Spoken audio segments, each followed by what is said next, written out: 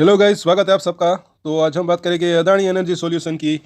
और 1130 रुपये के आसपास की क्लोजिंग रही। अच्छी खासी तेज़ी यहाँ पर रही आज के दिन। और कितनी तेज़ी आ सकती है, क्या ये यहाँ पर ब्रेकआउट दे सकता है, वो हम चर्चा करेंगे, एनालिसिस करेंगे। साथ साथ इसकी क्वार्टर 3 की जो रिजल्ट डेट है वो कब तक आ सकती है उसके बारे में चर्चा करेंगे। और अगर आप नए हैं इस चैनल के ऊपर तो हमारे चैनल को सब्सक्राइब ज़रूर करें। परसों ही मैंने बोला था कि इसके अंदर तेज़ी के संकेत यहाँ पर जो है दिख रहे हैं 1 आवर चार्ट के अंदर। अगर वो आपने वीडियो शायद देखा होगा तो सब्सक्राइब जरूर कर ले। इसके ऊपर हम डेली टेक्निकल चार्ट के ऊपर एनालिसिस करते हैं, तो सब्सक्राइब भी जरूर करें और शेयर भी जरूर करें। साथ साथ हम डेली एक शॉर्ट वीडियोस भी अपलोड करते हैं, उसको भी जरूर देखा करें। आप हमारे चैनल को विजिट जरूर करें। ऐसे स्टॉक हम यहाँ पर शेयर उसके ऊपर शेयर करते हैं जिसके अंदर आने वाले समय में तेज़ी आने की संभावना हो सकती है। तो सब्सक्राइब जरूर करें और शेयर भी जरूर करें।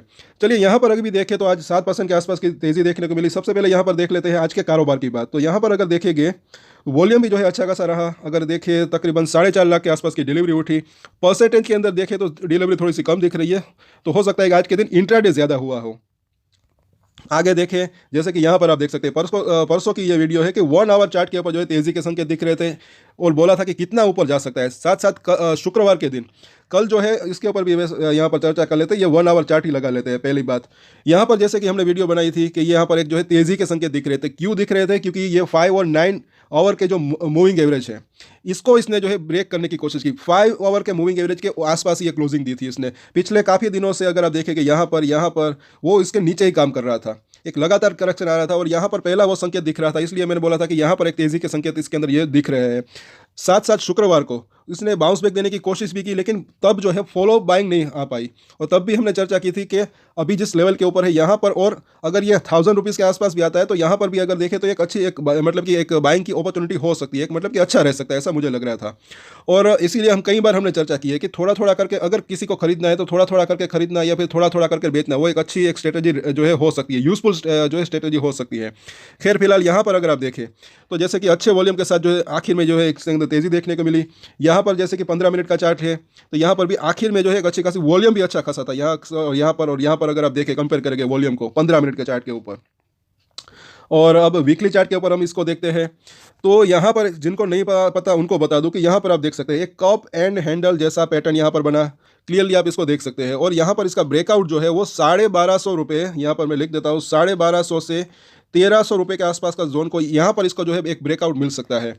और सपोर्ट और रजिस्टेंट ये जो है काफ़ी यूजफुल रह सकते हैं, भले ही आप शॉर्ट टर्म ट्रेडर्स हो या लॉन्ग टर्म ट्रेडर्स। तो सपोर्ट और रजिस्टेंट के ऊपर जो है आप नज़र बना कर रख सकते हैं। क्यों? क्योंकि मुझे ऐसा लग रहा है कि अगर कोई एक रजिस्टेंट को अगर ये पार करता है तब जो है फिर दूसरे रजिस्टेंट तक पहुंचने की इसकी संभावना रह सकती है। या फिर कोई अगर सपोर्ट को ये तोड़ता है तो फिर उसके निचले जो सपोर्ट होता है वहाँ तक आने की इसकी संभावना रह सकती है। तो ये सपोर्ट और रजिस्टेंट जो होते हैं वो काफ़ी जो है यूजफुल रह सकते हैं। अभी ये 1130 का प्राइस है, तो इसका जो बड़ा एक अभी रजिस्टेंट जो है वो बना हुआ है यहाँ पर 1250 रुपये के आसपास का। और क्यों, तो ये इसके ऊपर भी हम चर्चा करेंगे। फिलहाल तो अगर देखेंगे आज ने इसने यहाँ पर क्लोजिंग दी है, वो यहाँ पर क्लोजिंग यहाँ तक ही क्यों आ पाया। साथ साथ इसने आज के दिन जो हाई बनाया 1150 रुपये, वहाँ पर जो है 50% का रिट्रेसमेंट है। बोला था कि यहाँ पर ये जा सकता है अगर बाउंस बैक आता है, सब कुछ अगर छोटे छोटे जो रजिस्टेंट है उसको पार करता है। तो अभी हम वो भी देखेंगे रिट्रेसमेंट। दोस्तों ऐसी जानकारी आपको और कहीं नहीं मिलेगी, तो सब्सक्राइब जरूर कर लेना। यहाँ पर जो है 50 वीक का मूविंग एवरेज बिल्कुल वहीं पर इसने क्लोजिंग दी, वहीं पर ये रुका है आज के दिन का अगर बात करें तो यहाँ पर आप देख सकते हैं वो। और उसके बाद जो 1300 रुपये के आसपास का एक रजिस्टेंट बना हुआ है वो यहाँ पर इसका 200 वीक का मूविंग एवरेज है, इसको भी पार करना जरूरी है। तब मुझे ऐसा लग रहा है कि ये 1500 से 1600 तक जाने की इसकी संभावना हो सकती है। क्योंकि अगर इस कप एंड हैंडल का पैटर्न अगर आप देखेंगे तो जो इसका ये निचला लो और यहाँ पर इसका एक हाई के आसपास की बात करें तो इन दोनों के बीच का जो गैप है उतनी तेज़ी की संभावना मतलब कि आने की संभावना इसके अंदर रह सकती है। तो 1400 1500 या 1600 तक जाने की इसकी संभावना रह सकती है अगर ये 1250 से 1300 रुपये का लेवल अगर पार करता है तब की बात है। अब यहाँ पर देखें इसका मंथली चार्ट ज़रा, तो 1250 रुपये अभी क्यों ये मतलब कि वहाँ पर ये रजिस्टेंट फेस कर रहा है, क्योंकि वहाँ पर जो है आप देख सकते हैं 50 महीने का मूविंग एवरेज है दोस्तों। इसको तोड़कर नीचे आया था, अब इसके ऊपर पिछले 2 महीनों से, पिछला महीना और इस महीना बिल्कुल वहीं पर ये रजिस्टेंट फेस कर रहा है। तो इसको भी आप जो है नोट करके रख सकते हैं। इसीलिए ये 1250 और 1300 रुपये का जोन, क्योंकि वहाँ पर है 200 दिनों का 200 वीक का मूविंग एवरेज। जैसे कि यहाँ पर आप देखें ये है यहाँ पर 200 वीक का मूविंग एवरेज, तो ये दोनों ही अभी जो है रजिस्टेंट बने हुए हैं। तो अगर इस लेवल को पार करता है तब इसके अंदर जो है फर्दर तेजी आने की संभावना हो सकती है। साथ साथ यहाँ पर देखें डेली चार्ट के ऊपर तो जो सपोर्ट हमने बोला था यहाँ पर आप देख सकते हैं कि ये 200 दिनों का मूविंग एवरेज इसको तोड़ा, और तब भी हमने चर्चा की थी कि अब इसके ऊपर निकलने की कोशिश जो है कर सकता है। कल के दिन जो है वो इसकी वो इसकी कोशिश थी वो नाकामयाब रही, लेकिन कहीं ना कहीं जो है आज के दिन वो जो है वहाँ पर इसको वापस से इसके ऊपर आने में कामयाब रहा, तो अच्छा रहा। यहाँ पर पिछली बार भी जो है यहीं पर इसने सपोर्ट लिया था, तब इसके अंदर तेज़ी आई थी। अब इसका 50 दिनों का मूविंग एवरेज देखिए, इन दोनों के बीच का फासला एकदम से कम हो गया है। जैसे कि अब जो है सिर्फ 54 रुपीज़ ही बाकी है। अगर ये इसके तरीके से गोल्डन क्रॉस ओवर करता है, जैसे कि ये 50 दिनों का मूविंग एवरेज, अगर ये 200 दिनों के मूविंग एवरेज को क्रॉस करता है ऊपर की तरफ, तो एक गोल्डन क्रॉस ओवर हो सकता है। और तब मुझे ऐसा लग रहा है कि अगर टेक्निकल चार्ट की बात करें तो फिर मुझे ऐसा लग रहा है कि फिर तेज़ी की संभावना जो है वो आ सकती है इसके अंदर। पहले ये गैप जो है थोड़ा ज़्यादा था यहाँ पर अब जो है ये काफ़ी कम हो चुका है, यहाँ पर आप देख सकते हैं। अब यहाँ पर देखिए इसका बोलिंजर बैंक, तो इसका अगर ये तेज़ी कंटिन्यू रहती है तो पहला इसका जो एक रजिस्टर्ड एरिया है वो 1200 रुपये से लेकर 1220 रुपये तक का हो सकता है, क्योंकि यहाँ पर इसका बोलिंजर बैंक की अभी ऊपरी लाइन काम कर रही है, यहाँ पर है ये, और इसके अंदर भी डेली चेंजेस होते रहते हैं। और निचली लाइन 1000 रुपये के आसपास है, और इसकी जो मिडिल लाइन है वो 1110 के आसपास है। तो पहला इसका नज़दीकी अगर सपोर्ट देखें तो वो 1100 रुपये के आसपास इसको मिल सकता है, क्योंकि आज के दिन अच्छी खासी तेज़ी आई है इसके अंदर। साथ साथ बात कर ले अब इसके सबसे पहले तो Q3 के रिजल्ट की, तो उसके बारे में भी हम आखिर में चर्चा करेंगे। खैर यहाँ पर पहले तो ये MACD को देख लेते हैं। काफ़ी दिनों के ये जो इसके अंदर स्ट्रेंथ के अंदर कमी आ रही थी, और ये जो दोनों ही लाइन के बीच में ये गैप बढ़ रहा था, आज के दिन जो है एक हल्का सा कर्व लिया है इसने। तो जैसे कि हमने चर्चा की, अगर ये कुछ लेवल को, जैसे कि ये 1200 तो नहीं बल्कि 1250 रुपये से लेकर 1300 को अगर ये क्रॉस करता है, तो मुझे ऐसा लग रहा है कि फिर यहाँ पर भी MACD का एक तरीके से एक जो है बुलिश क्रॉसओवर जो है हो सकता है।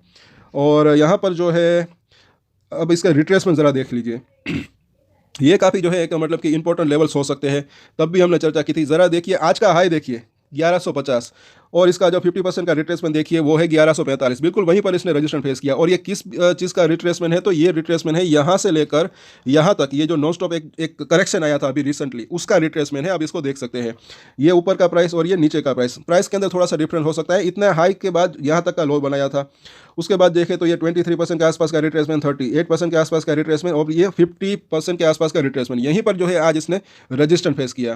तो अब उसके बाद की बात करें, अगर इस लेवल को पार करता है जो आज इसने हाई बनाया, तो ये उसके बाद 61% के आसपास का रिट्रेसमेंट, और ये 78% के आसपास का रिट्रेसमेंट, वहाँ पर इसको जो है एक शॉर्ट टर्म की बात करें तो एक जो है वहाँ पर रजिस्टेंस का सामना करना पड़ सकता है। और साथ साथ ये 1250 रुपये के आसपास का जोन, जो कि यहाँ पर इसने पिछली 2 बार जो है एक रजिस्टेंस फेस किया, इसको पार करता है तब इसके अंदर जो है फर्दर तेजी आने की संभावना हो सकती है। क्योंकि अगर आप यहाँ पर समझेंगे, यहाँ पर ये थोड़ा सा लंबा चार्ट लगाया है, डेली चार्ट ही है, जब यहाँ से लेकर यहाँ पर ये जो तेज़ी की शुरुआत हुई थी, तो ये आप देख सकते हैं कि पहले जो ये तेज़ी आई, उसके बाद यहाँ पर एक हाई बनाया उसने, उसके बाद थोड़ा सा कंसोलिडेशन हुआ, प्रॉफिट बुकिंग आई, उसके बाद इस हाई को जब इसने ब्रेक किया तब इसके अंदर जो है वापस से एक तेज़ी आई थी, जो कि इसको यहाँ तक लेकर आई।